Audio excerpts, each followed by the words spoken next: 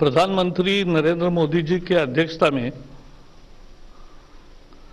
आज कैबिनेट की बैठक हुई और अनेक फैसले लिए गए। सबसे महत्वपूर्ण है कि नई राष्ट्रीय शिक्षा नीति को अब अमली जामा पहनना शुरू किया है और इसके लिए आज एक स्टार्स कार्यक्रम का तय किया है, निर्णय किया है कैबिनेट ने। स्टार्स का लॉन्ग फॉर्म है strengthening teaching learning and results for states. इसका मतलब यह है कि अब जो शिक्षा होगी वो रट्टा लगाकर पढ़ाई करना नहीं है, पढ़ाई समझकर सीखना, यह मतलब है पढ़ाई का। और इसके लिए ये स्टार्स कार्यक्रम बना है जिसको मंजूरी दी है।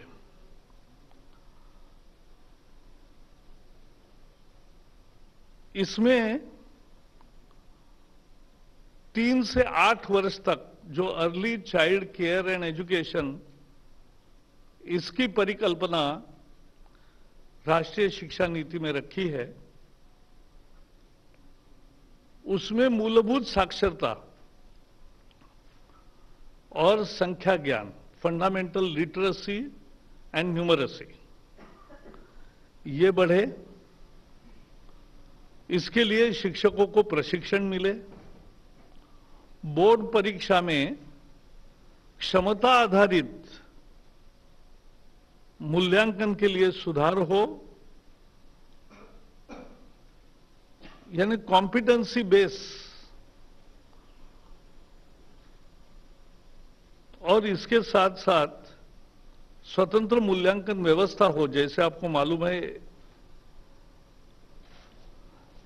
एनआरटीसी के द्वारा, एनसीईआरटी के द्वारा कक्षा 10वीं, 8वीं और उनके सर्वे किए गए थे, बहुत बड़े विस्तार से किए गए थे। अब यह असेसमेंट के लिए एक अलग कार्यक्रम बनेगा, संस्था बनेगी, इंडिपेंडेंट रहेगी। आदि सुधार के कार्यक्रमों इस स्टार्स योजना में है। मूल मुद्दा है लर्निंग आउटकम, शिक्षा से क्या समझा, लर्निंग आउटकम्स, शिक्षा से प्राप्ति, और इसलिए इस पर इसमें जोर है। इसमें वर्ल्ड बैंक के द्वारा यह सहायक प्रोग्राम है। 3700 करोड़ रुपए वर्ल्ड बैंक भारत सरकार को देगा। वो भारत सरकार इस कार्यक्रम में लगाई है। राज्य सरकारें 2000 रुपए अपना देंगे और अभी ये 6 राज्यों में हिमाचल, राजस्थान, मध्य प्रदेश, महाराष्ट्र, केरल और उड़ीसा में ये वर्ल्ड बैंक असिस्टेड प्रोग्राम चलेगा। ऐसा ही एक प्रोग्राम एडीबी के माध्यम से गुजरात, झारखंड, उत्तराखंड, आसाम और तमिलनाडु, इन राज्यों के लिए भी चलेगा। ये 5800 करोड़ का ये कार्यक्रम है और इस कार्यक्रम से बहुत ही शिक्षा में मूलभूत सुधार का रास्ता प्रशस्त होगा। कक्षा 3 तक भाषा ज्ञान में सुधार होगा। जहां मातृभाषा में पढ़ाएंगे, जहां जिस भी भाषा में पढ़ेंगे, भाषा का ज्ञान होना बहुत महत्वपूर्ण उपलब्धि है 3 और 8 के दरमियान। माध्यमिक शिक्षा पूरी करने के दर में सुधार होगा। विकेंद्रित प्रशासन में सुधार होगा, एक सुशासन प्रशासन में आएगा। राज्यों के बीच सहयोग बढ़ेगा। शिक्षकों का प्रशिक्षण होगा, परीक्षा में सुधार होंगे और अंतर्राष्ट्रीय प्रतिस्पर्धाओं में भाग लेगा भारत तैयारी के साथ। तो ये एक तरह से शिक्षा के नए क्रांति के पहले कदम होंगे कि जहां से नई राष्ट्रीय शिक्षा नीति अमल में आएगी। और इस दृष्टि से आज का ये कार्यक्रम और निर्णय बहुत महत्वपूर्ण है और इसमें 5,718 करोड़ का ये कार्यक्रम होगा। जैसे मैंने कहा 3700 करोड़ रुपए ये वर्ल्ड बैंक देगी, 2,000 करोड़ रुपए राज्य सरकारें देंगी। तो ये इसका कार्यक्रम है, ये बहुत ही महत्वपूर्ण कार्यक्रम है। दूसरा निर्णय एक महत्वपूर्ण लिया वो जम्मू कश्मीर एवं लद्दाख के बारे में है। जैसे आपको मालूम है कि सभी देश के ग्रामीण इलाकों में दीनदयाल अंत्योदय राष्ट्रीय आजीविका मिशन ये योजना चलती है। स्व सहायता समूह और उसके द्वारा महिलाओं को आजीविका मिले, उसके लिए ये दीनदयाल अंत्योदय राष्ट्रीय आजीविका मिशन चलता है। जम्मू कश्मीर में और लद्दाख में जो देश का जो तरीका था संख्या ढूंढने के लिए, चिन्हित करने के लिए, उससे जम्मू कश्मीर में बहुत कम महिलाओं का सहभाग होता था। उसको दूर करके अब यह तय किया है कि कश्मीर में ग्रामीण 2/3 परिवार, ग्रामीण कश्मीर, लद्दाख, जम्मू में बसे 2/3 परिवार इस योजना में शामिल होंगे। इसके लिए दीनदयाल अंत्योदय राष्ट्रीय आजीविका मिशन का फायदा सबको मिले, इसलिए आज 520 करोड़ का एक विशेष पैकेज जम्मू कश्मीर एवं लद्दाख के लिए दिया है। ये 5 साल के लिए रहेगा। इसका फायदा 10,58,000 महिलाओं को, माने परिवारों को होगा। देश भर में जैसे अगर जानकारी महत्वपूर्ण है, 63 लाख सेल्फ हेल्प ग्रुप्स है, स्व सहायता समूह, उसमें 7 करोड़ महिलाएं सदस्य हैं। इनको जो उन्होंने ऋण लिया है बैंकों से वो 3 लाख करोड़ रुपए का है और मुझे खुशी है कि वो पूरा चुकाती है। एनपीए का प्रमाण केवल 2% है, 2.3, तो लगभग न के बराबर है, क्योंकि गरीब आदमी मेहनत से कमाता है और वापस देता है बैंक में।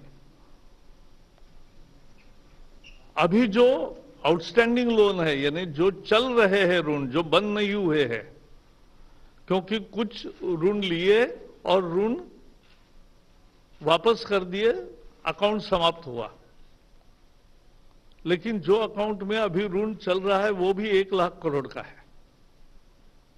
यह बहुत महत्वपूर्ण है और भारत सरकार की कल्पना है, मोदी सरकार की कल्पना है कि 10 करोड़ परिवारों तक, 10 करोड़ महिलाओं तक ये योजना पहुंचे। आज इसी दिशा में जम्मू कश्मीर और लद्दाख में, जहां बहुत कम महिलाओं का रजिस्ट्रेशन पहले होता था, वहां 10 लाख महिला, 2/3 ग्रामीण परिवार उससे जुड़ जाएंगे और उसके लिए विशेष पैकेज दिया है। इसका पूरे जम्मू कश्मीर और लद्दाख में स्वागत होगा, ये मुझे पूरा विश्वास है। तीसरे निर्णय में आज इकोनॉमिक अफेयर्स की जो मीटिंग हुई उसमें जो नेशनल मिनरल डेवलपमेंट कॉरपोरेशन है, एनडीएमसी, एनएमडीसी, उस एनएमडीसी मूलतः खनन क्षेत्र में काम करती है, खदान का काम करती है और अच्छी सुस्थापित कंपनी है। वो एक प्लांट, स्टील प्लांट बना रही थी नगरनार, जो 90% पूरा हो गया है और मार्च 21 तक उसका बाकी काम भी पूरा हो जाएगा। 30 लाख टन की सालाना कैपेसिटी है। आज वो एनएमडीसी का भाग है, लेकिन एक निर्णय हुआ कि खनन और इस्पात निर्माण, ये दो काम अलग है और अलग रखेंगे। और इसलिए आज कैबिनेट मीटिंग में इन दोनों का डीमर्जर, यानी नगरनार स्टील प्लांट एक अलग कंपनी बनेगी और नेशनल मिनरल डेवलपमेंट कॉर्पोरेशन एक अलग कंपनी रहेगी। तो ये डीमर्जर को इन प्रिंसिपल अप्रूवल दिया गया। डीमर्जर होने के बाद तुरंत स्ट्रैटेजिक डिसइन्वेस्टमेंट भी होगा नगरनार स्टील प्लांट का। अभी जिस तरह से काम चल रहा है, हमें विश्वास है प्लांट मार्च तक पूरा होगा, डीमर्जर अप्रैल तक पूरा होगा और डिसइन्वेस्टमेंट सितंबर तक पूरा होगा। और इसमें सबसे महत्वपूर्ण एक भाग है कि 30% माइनॉरिटी शेयर होल्डर्स है, उनके हितों का ध्यान रखा जाएगा और सेबी के नियम के अनुसार प्रक्रिया होगी पूरी। और इसमें दोनों उद्योग अपने क्षमता से बहुत आगे बढ़ेंगे, यह हमें विश्वास है। ये भी एक महत्वपूर्ण निर्णय हुआ है। ये छत्तीसगढ़ में है, ये है बस्तर जिले में नगरनार। ये बस्तर जिले का ठिकाना है और उसी का नाम अभी उस प्लांट को दिया है। तो नगरनार ये बस्तर जिले में है, छत्तीसगढ़ में। तो इसका डीमर्जर और आगे चल के डिसइन्वेस्टमेंट, ये दोनों निर्णय को आज इन प्रिंसिपल अप्रूवल दिया गया है। एक चौथा निर्णय जो आपको मालूम है कि Abu Dhabi national oil company है, यूए की प्रमुख नेशनल कंपनी है ऑयल की, उन्होंने भारत में अपने स्ट्रैटेजिक रिजर्व बनाए। बहुत बड़े पैमाने पर ऑयल भारत में रखा है। इससे भारत की ऑयल की भी सिक्योरिटी भी बढ़ी है, हमें स्टोरेज भी मिला है और उसके लिए पैसा खर्च नहीं करना पड़ा। सारा खर्चा उस कंपनी ने उठाया। संयुक्त अरब अमीरात के साथ हमारे जो संबंध बने हैं अच्छे, उसकी यह मिसाल है कि इस तरह का रिजर्व उन्होंने यहां भारत में तैयार किया। और इसके लिए अप्रैल में ही निर्णय हुआ था पेट्रोलियम मिनिस्ट्री को सस्ते दाम में तेल खरीदने के लिए पैसे देने का। 3,874 करोड़ जो देने का निर्णय हुआ था, उसको आज पोस्ट फैक्टो अप्रूवल दिया गया। और 1,60,00,000 बैरल क्रूड ऑयल जब विदेशों में बहुत सस्ता था, तब भारत ने खरीद करके यहां रखा है। और आज जो हुआ है निर्णय, उसमें Abu Dhabi national oil company को अपने स्टोरेज में माल जमा करने के संबंध में और स्टोर से माल बाहर भी बेचने के लिए, क्योंकि वो स्टोर तो बना रहेगा लेकिन वहां व्यवहार भी होगा, तो उसके लिए जो सुधार करने चाहिए थे वो सुधार आज किए गए हैं। ये आज मुख्य निर्णय है। एक ऑस्ट्रेलिया के साथ मेमोरेंडम ऑफ अंडरस्टैंडिंग भी हुआ है।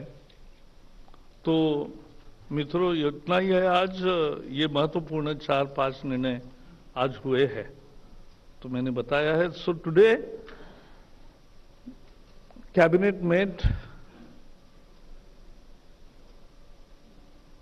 and Narendra Modi, Prime Minister, presided over it.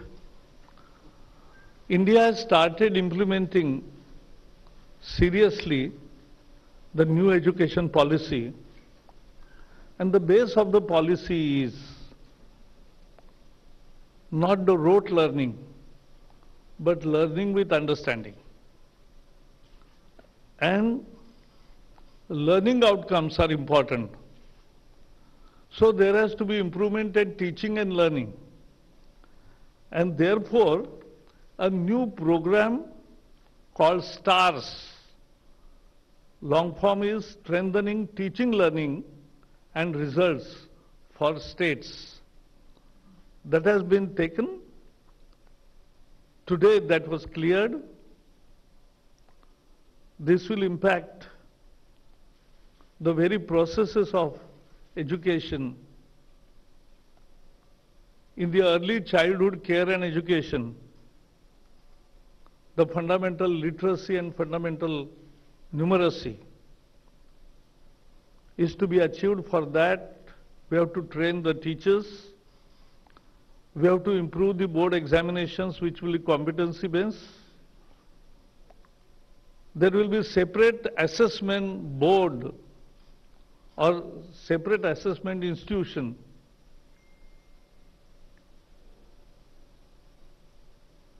that will come in force. And today's program is aided by World Bank. So central government with World Bank aid will give 3,700 crore for this program, and 2,000 crores will come from states. Himachal, Rajasthan, Madhya Pradesh, Maharashtra, Kerala and Odisha will be covered under this program. The similar program will be done by ADB Corporation, and that will cover Gujarat, Jharkhand, Uttarakhand, Assam and Tamil Nadu. So this is an important milestone and the beginning of implementation of national education policy, and therefore I am very sure that all will welcome this.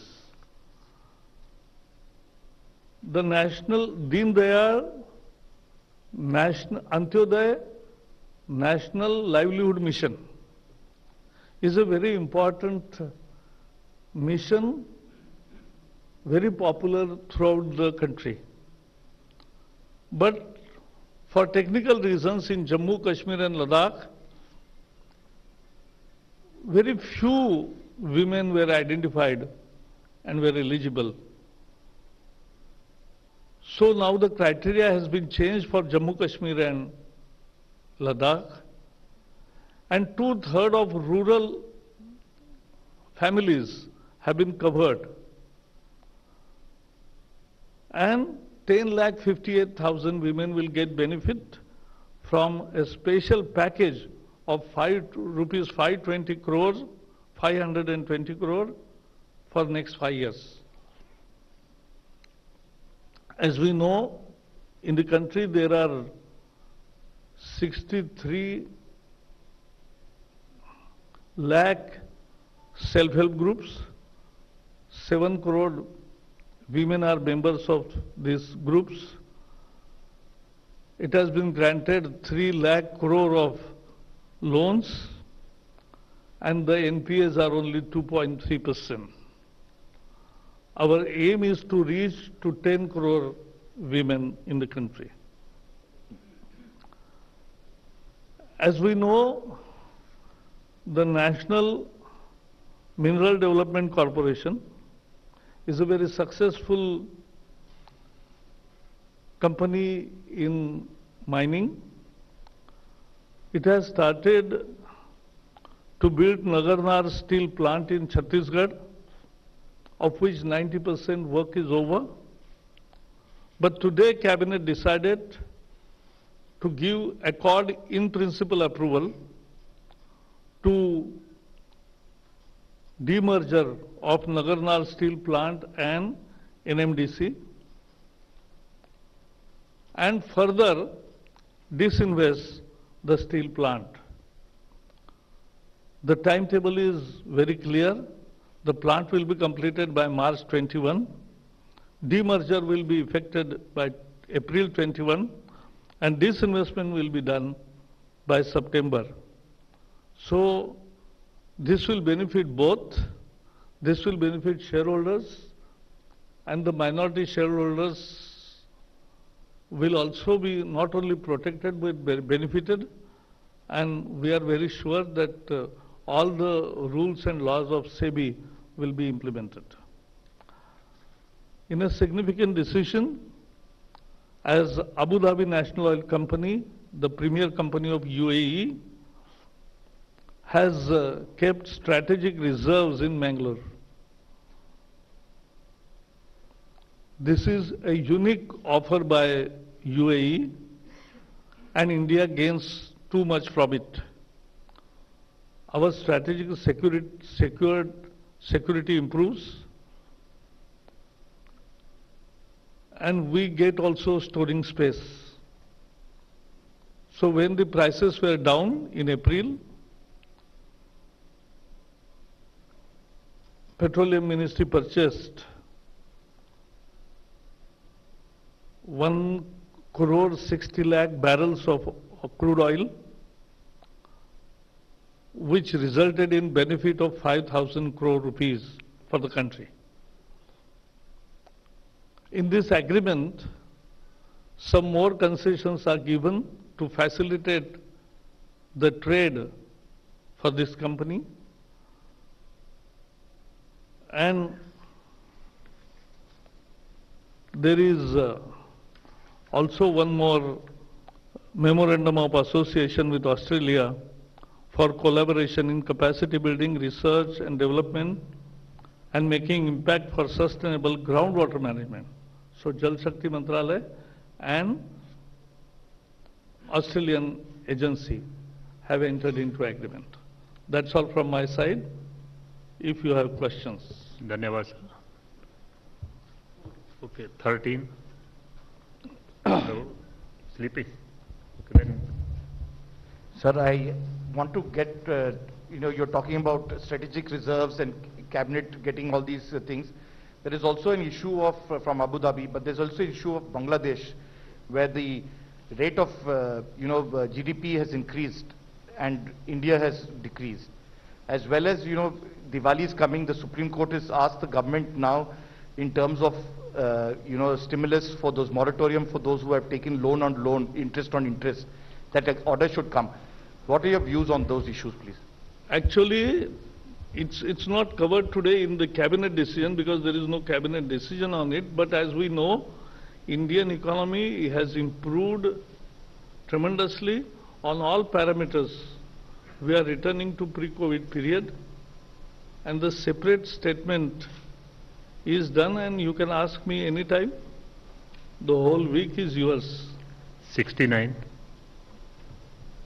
Sir, regarding the steel plant which will be separated, how much expenditure has been incurred in setting it up? And my second question will be regarding. Please focus your question on the cabinet decisions. Yes, sir. Cabinet decision. He's. So, see, the basic figures are revised estimated cost of this plant is 23,140 crore. The Nagarnar steel plant is a 3 million ton per annum integrated steel plant being set up by NMDC in Bastar district in an area of 1980 acres at revised estimate of 23,140 crores. Sir, will that be the floor price for the strategic sale? Of course, we sell it because it's all profitable companies. Yes, sir. Sir, I have one question regarding the ADNOC deal. Sir, will India also gain anything when ADNOC trades the crude oil which is stored over here? But I couldn't. Please. Sir, in the decision regarding ADNOC and the strategic petroleum reserves, हाँ, sir, what kind of gain will India get when ADNOC will be trading this crude oil which is stored in our country? India gets access, space and storage capacity without investing into it. 62. And first right to get the oil. Prakash ji, आज cabinet committee on security की भी बैठक हुई, तो चीन को लेकर कोई चर्चा हुई, क्योंकि अभी भी स्थिति तनावपूर्ण बनी हुई है लद्दाख में? नहीं, जो निर्णय हुए वो मैंने बता दिए आज। और जहां तक चाइना के बारे में विषय है, आप सबको पता है कि भारत ने इस तरह से सीमा पर चौकसी बरती है कि लोग समझ गए हैं कि ये भारत 2014 के बाद का भारत है, अलग भारत है। 36. Thank you. 36. कोई है? Last question. 36 last sir, question. चूंकि तोमर जी नहीं है तो ये सवाल आप ही के लिए हाँ, है। बताइए ना। नहीं, आज कई दिनों से किसान संगठनों से बातचीत हो रही है सर। आज भी एग्रीकल्चर सेक्रेटरी ने एक मीटिंग बुलाई थी जिसमें बीच में किसान संगठन छोड़कर चले गए। उनका आरोप है कि गुमराह कर रही है सरकार इस बिल को लेकर, और वो चाहते हैं कि सचिव नहीं मंत्री स्तर पर बातचीत हो। हाँ, वो ठीक है ना, ऐसा है। गुमराह एक करने का आरोप बातचीत- लगा रहे हैं। एक मिनट, एक बातचीत राजनाथ जी और नरेंद्र तोमर जी की और संगठनों की हुई है। उनको किसी को और भी चाहिए तो हम हमेशा ओपन ही है, सबको मिलते हैं। लेकिन अभी तोमर जी का कार्यक्रम है और इसलिए वो गए हैं। जैसे वो फ्री हो जाएंगे उसके बाद वो सबको मिल ही रहे हैं और इसमें कोई दिक्कत नहीं है।